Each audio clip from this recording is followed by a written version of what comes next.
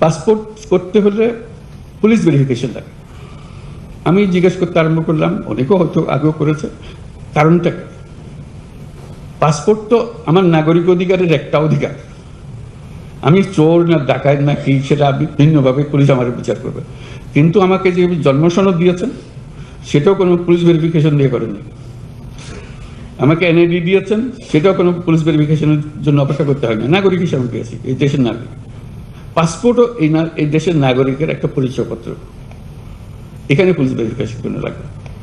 আমরা আইন করে দিয়েছি যে এখন থেকে পুলিশ ভেরিফিকেশন লাগবে না। সে কথাটা গ্রামে গঞ্জে গিয়েছে, যে তালি দেখে মনে হলো এটা পৌঁছে নাই, পৌঁছতে তো এটা, হ্যাঁ আমরা জানি, তো এটা আবার বলার দরকার কি? আমার বলার কারণে তালি দেওয়ার অর্থ হলে এটা সুন্দর কাজ হয়েছে, তো তার মানে এই কথা মানে পৌঁছে নেই। অথচ আমরা এখানে সিদ্ধান্ত নিয়ে বসে আছি বেশ কিছুদিন আগে। এই যে দূরত্ব, এটাও যেন না থাকে, এগুলোর কোনো কারণ নেই।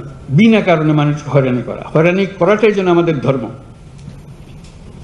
সরকার মানেই মানুষকে হয়রানি করা, এটার থেকে উল্টে দেওয়া। সরকার ভিন্ন জিনিস, আপনার অধিকারগুলো আপনার দরজায় পৌঁছিয়ে দেওয়া আমাদের কাজ। এটাই যেন আমরা স্মরণ রাখি। তো সবাইকে ধন্যবাদ, এখানে আমি শেষ করলাম।